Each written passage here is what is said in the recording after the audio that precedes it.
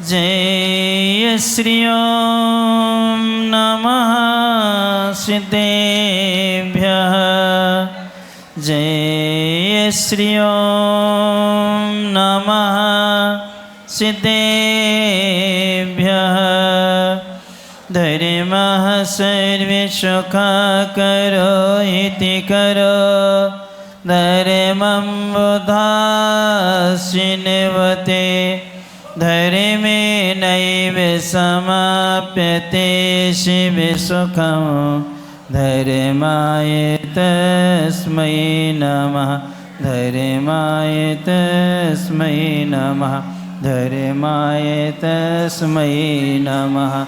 अनंत आनंद सिद्ध परमेष्टि भगवंतों की जय। देवाहि देव 1008 मूलनायक श्री संभवनाथ भगवान की जय। आवाज़ कम करना। देवाहि देव 1008 श्री वास्य पूज्य भगवान की जय। पर्वराजे परिभूषण महापर्वे की जय। परमे पूज्य संत श्रमणी आचार्य भगवान गुरुवर श्री विद्यासागर जी महाराज की जय। परमे पूज्य नवाचार्य 108 श्री समय सागर जी महाराज की जय। परमे पूज्य श्री निर्यापक शरण पूज्य मुनि सेवक सागर जी नियम सागर जी सुधासारी समदासार जी समस्त निर्यापक मुनिराजों की जय। परमे पूज्य मुनिवर 108 श्री अजित सागर जी महाराज की जय।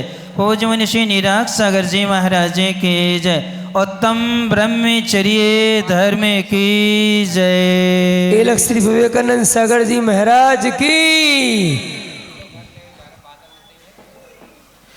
सुनो, घर लेने मत जाओ, द्रव्य सबको यहीं मिलेगी, घर से कुछ नहीं लाना। बादाम भी यहीं मिलेगी तुमको चढ़ाने के लिए, सबको व्यवस्था यहीं पर है, कहीं मत जाओ, सबको द्रव्य पूरी मिल जाएगी। सब वो भैया लोग आएंगे थाली में आपको दे देंगे।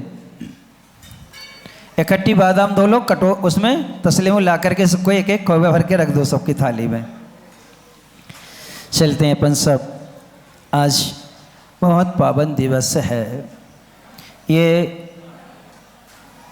सामाजिक पारिवारिक और साथ साथ में राष्ट्र हित का पर्व है, क्योंकि ब्रह्मचर्य की दो तरह से विवक्षा की जाती है।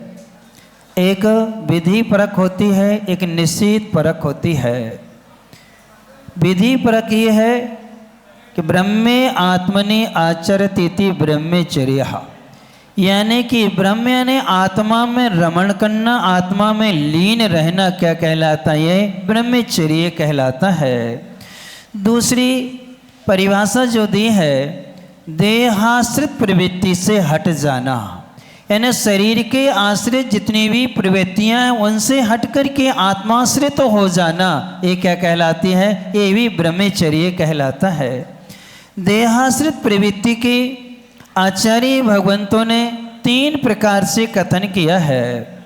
शिक्षा काल में संयम के साथ में रहना, अपने ब्रह्मचर्य का पालन करना, जो शिक्षा काल हुआ करता है। एक देहाश्रित प्रवृत्ति जो है इससे हट जाना। दूसरा हुआ करता है जो हमारी पारिवारिक और सामाजिक मर्यादाओं का सबसे श्रेष्ठ पर्व माना जाता है। जैसे हमारा विवाह होता है, विवाह के बाद में मैं अपनी पत्नी को छोड़ करके से सभी को माँ बहन बेटी के रूप में स्वीकार करूँगा, और मैं अपने पति को छोड़ करके से सभी के लिए पिता पुत्र भाई के रूप में क्या करेंगे? स्वीकार करेंगे। ये वैवाहिक जीवन का ब्रह्मचर्य कहलाता है।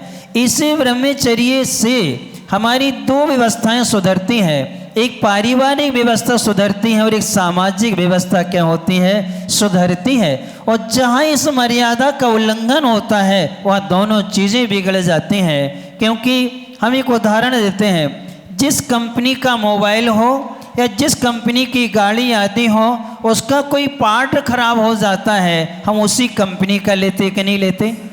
उसी कंपनी से लेते हैं। दूसरी कंपनी का लेने से हमें अपने उपकरण को खराब करने का क्या होता है? अंदेशा होता है। फिर समाज की मर्यादा को रख लिए, हमने जिस कुल में जन्म लिया है उसी कुल की कन्या होना चाहिए, उसी कुल का क्या होना चाहिए? उपकरण होना चाहिए। यदि दूसरा उपकरण लाएंगे तो उससे आपके उपकरण के होने की क्या है? खराब होने का पूरा पूरा चांस हुआ करता है। इसलिए हम इस सामाजिक मर्यादा को बना करके रखें। इसको बना करके रखने के लिए आचार्य भगवंतों ने कुछ सूत्र दिए हैं। आचार्य उमा स्वामी महाराज जी का कहना यह है, स्पर्श इंद्रिय का त्यागी ब्रह्मचारी नहीं है। यदि मात्र स्पर्श इंद्रिय के त्याग को ब्रह्मचारी कहोगे तो 16वें स्वर के ऊपर के देव सब क्या हो जाएंगे? ब्रह्मचारी हो जाएंगे। उन्होंने कहा है कि दूसरे स्वर के बाद के देव भी ब्रह्मचारी हो जाएंगे। उन्होंने कहा नहीं, पांचों इंद्रिय के विषयों का त्याग करना क्या कहलाता है? ब्रह्मचर्य कहलाता है। उन्होंने बहुत अच्छा क्रम दिया है। जिस जीवी की जो अंतिम इंद्रिय होती है वह सबसे प्रबल होती है, तो सबसे पहले उन्होंने उसी विषय का त्याग कराया है। सबसे पहले उन्होंने कहा ब्रह्मचर्य धर्म का पालन जो भी करना चाहता है, चाहे शिक्षा काल में हो चाहे वैवाहिक जीवन में हो, तो उसमें उन्होंने कहा है स्त्री राग कथा श्रवण, यानी हम रागवर्धक कथाओं को सुनने का क्या करना चाहिए? त्याग कर देना चाहिए। जब रागवर्धक कथाओं को सुनने का त्याग करेंगे तो हमारा मन क्या होगा? निर्मल होगा। दूसरा कहा है मनोराग निरीक्षण, यानी कि हमें मनोहर लगने वाले आंगों पांग के निरीक्षण का अवलोकन करने का क्या करना है? त्याग करना है। क्योंकि एक कर्म सिद्धांत है और ये ज्ञानार्णव में दिया है, चक्षु इंद्रिय का विषय नियम से स्पर्श इंद्रिय का विषय बनता है। तुम्हें जो भी वस्तु पसंद आती है तुम उसे छू कर के देखते हो। चार इंद्रिय जीवों को देखो, उनको लाइट और प्रकाश पसंद आता है, अग्नि पसंद आती है, उसी में छूने जाते हैं और क्या हो जाते? गिर के उसी में मर जाते हैं। आप लोग को भी जो वस्तु पसंद आती तो आप हाथ में लेके देखते हो कि नहीं देखते? ककड़ी भी लेने जाओ, भुट्टा लेने जाओ, जो भी लेने जाओगे, आप एक कपड़ा भी जाओगे तो हाथ में लेके क्या करते हो? जो भी पसंद आएगा तो आप क्या करते हो? उसको छू के देखते हो। इसलिए हमें चक्षु इंद्रिय के विषय का त्याग करना है कि हम रागवर्धक ऐसे कोई दृश्यों को नहीं देखें, अचेतन देखें वरना अचेतन देखेंगे, जिससे हमारी मन की निर्मलता बनी रहे। तीसरा उन्होंने दिया है पूर्व रतानुस्मरण, पूर्व के भोगे हुए भोगों के स्मरण का क्या करना? त्याग करना। क्योंकि इसमें स्थिति ये होती है कि जो भुक्तभोगी हैं उनको स्मृति सताती है। कौन? जो भुक्तभोगी हैं उनको स्मृति सताती है, और जो अभुक्तभोगी हैं उनको कौतूहल क्या होता है? सताता है। जिन्होंने भोगों को भोगा नहीं है तो उनको भोगने का कौतूहल होता है, और जिन लोगों ने भोगों को भोगा है तो उनको पूर्व की क्या आती है? स्मृति आती है। वह स्मृति भी नहीं आना चाहिए, इसलिए उसका भी हमें क्या करना है? पूर्व के भोगे भोगों का त्याग करना है। चौथे नंबर पर दिया है ब्रस और इष्ट रस का त्याग। किसका?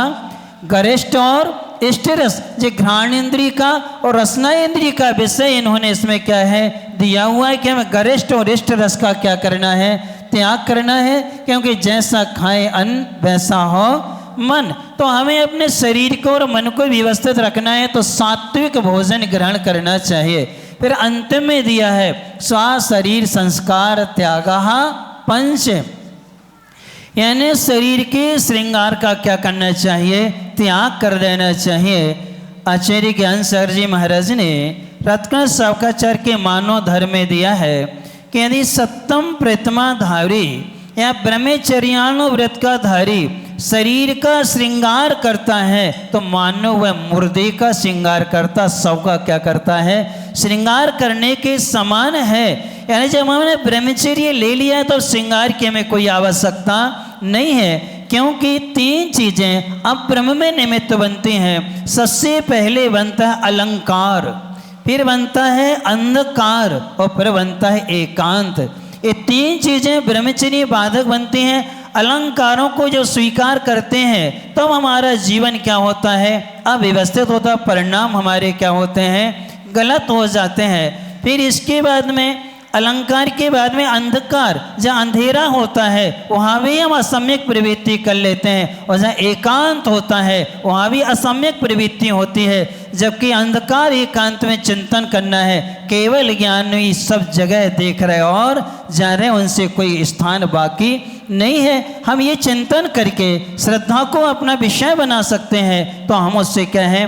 बच सकते हैं। तो इस प्रकार से हम इन 5 भावनाओं का चिंतन करके अपने ब्रह्मचर्य को सुरक्षित रख सकते हैं। और आचार्य भगवान कहते हैं अशुचि भावना का चिंतन करके भी तुम ब्रह्मचर्य का क्या कर सकते हो, पालन कर सकते हो। ऐसा पालन करने के लिए आज हम आपको पारिवारिक जीवन जिनको व्यवस्थित करना है, क्योंकि हमारी प्रवृत्तियाँ यहाँ वहाँ भटकती हैं। हम एक जगह आश्रित होकर के रखें तो थोड़ा सा महिलाओं को भी ध्यान देने योग्य है। जिन जिन का विवाह हो गया है उनके लिए पहचान है। हमारी मांग में क्या होना चाहिए, सिंदूर होना चाहिए, और माथे पे क्या होना चाहिए, बिंदी होना चाहिए, हाथों में चूड़ियाँ बराबर होना चाहिए, पैरों में बिछिया आदि होना चाहिए, ताकि कोई व्यक्ति तुम्हें देखे, देखते ही साथ में मन में आ जाएगा ये तो किसी की माँ है या किसी की पत्नी है। अर्थात इस सबके लिए नहीं, ना किसी परिवार की क्या है ये धरोहर है, और इसकी तरफ हमें दृष्टि बिगाड़ना अच्छा नहीं है। तो ये आपके लिए अनिवार्य है। जो श्रृंगार अनिवार्य है वो आप करते नहीं है, और जो श्रृंगार अनिवार्य नहीं है उनको क्या है आप लोग करते हैं। इसलिए हमारे मूल संस्कार हैं ये। मंगल सूत्र हमारे गले में हो, बिंदी हो, सिंदूर हाथों में चूड़ी हो, पैरों में क्या हो, बिछड़ी हो, और हमारी व्यवस्थित साड़ी हो, वेशभूषा अच्छी हो, तो किसी का उपयोग चला भी जाएगा तो तत्काल सावधान हो जाएगा कि ये परिवार की किसी न किसी की धरोहर है, यहाँ हमें अपना मन बिगाड़ना अच्छा नहीं है। इसके लिए आप लोग विवाह करते हैं, नोट कर लेना। आप अपना बेटा का विवाह करना है या बिटिया का विवाह करना है तो 7 चीज़ें हैं, और साथ में पहले हमें 4 चीज़ें देखना है। 4 देख करके यदि आप विवाह करोगे आपकी समाज और परिवार अच्छा रहेगा, और 3 पहले देख लें तो दोनों चीज़ें क्या हो जाएंगी, समाप्त हो जाएंगी। सबसे पहले हमें क्या देखना चाहिए, समय देखो कि आज बेटा के पास समय है कि नहीं, बिटिया के पास समय है कि नहीं, एक दूसरे को समय दे पाएंगे कि नहीं, फिर माता पिता को, परिवार को, समाज को समय दे पाएंगे कि नहीं। तो समय चेक करो। समय के बाद में चेक करना है संस्कार। इनके संस्कार कौन से हैं, भारतीय संस्कृति के या पाश्चात्य संस्कृति के हैं। इन संस्कारों को हम क्या करें, थोड़ा सा चेक करें। संस्कार के बाद में चेक करना शर्म, इन दोनों में शर्म है कि नहीं, बड़े लोगों का लिहाज है कि नहीं, बड़ों के प्रति बहुमान विनय है कि नहीं। क्यों, जहाँ शर्म नहीं होती है वहाँ संस्कार समाप्त होते हैं, और जहाँ शर्म होती है तो शर्म के लाकर में संस्कार हमारे क्या होते हैं, सुरक्षित रहते हैं। इसलिए शर्म को चेक करो। चौथे नंबर पर आती है समझ चेक करो। इनमें समझदारी है कि नहीं, कि विवाह किस उद्देश्य से किया जाता है, इसका मूल लक्ष्य क्या हुआ करता है, इनमें इतना विवेक है कि नहीं है, ये चेक करना है। ये 4 पहले देखो। फिर इसके बाद में आपको देखना है 5वें नंबर पर शिक्षा, 6वें नंबर पर आप देखेंगे संपदा, और 7वें नंबर पर है सौंदर्य। लेकिन आज अपन क्या देखते हैं, पहले संपदा, पैकेज कितना है उसका, संपदा को देख लेंगे, शिक्षा कितनी पड़ी हुई है वो देख लेंगे, और कितनी सुंदर है। और जहाँ शिक्षा और संपदा में तो सौंदर्य भी क्या हो जाता है, गौण हो जाता है। तुम चाहे ये 2 चीज़ें देख के लाओगे, आपका परिवार और आपकी समाज कभी व्यवस्थित नहीं रहेगी। इसलिए हम 4 चीज़ों को पहले चेक कर लो। ये 3 बात की हैं, नहीं भी हैं तब भी चलेगा। 4 चीज़ें होना क्या है, अनिवार्य है। हम इन 4 के माध्यम से अपने परिवार को, अपनी समाज को और अपने आप को क्या करें, व्यवस्थित करें। मर्यादा का उल्लंघन कभी भी उचित नहीं है। इसलिए मर्यादाओं में रह करके हम अपनी जीवन शैली को तय करते हुए ब्रह्मचर्य का पालन करेंगे। इन्हीं मंगल भावना से बोले परम पूज्य संत श्री आचार्य भगवान गुरुवर श्री विद्यासागर जी महाराज जी की जय। ओज मुनिवर श्री निराग सागर जी, अजित सागर जी, निराग सागर जी महाराज जी की जय। एरक श्री विवेकानंद सागर जी महाराज की जय। अब मैं पूज्य मुनि श्री वात्सल मूर्ति प्रसन्न मूर्ति साक्षात विराजमान अजित सागर जी महाराज के चरणों में निवेदन करूंगा, हे भगवान, आप तो ब्रह्मचर्य का पालन कर रहे हैं, हम सभी लोगों को भी लगाने की कृपा करें। पूज्य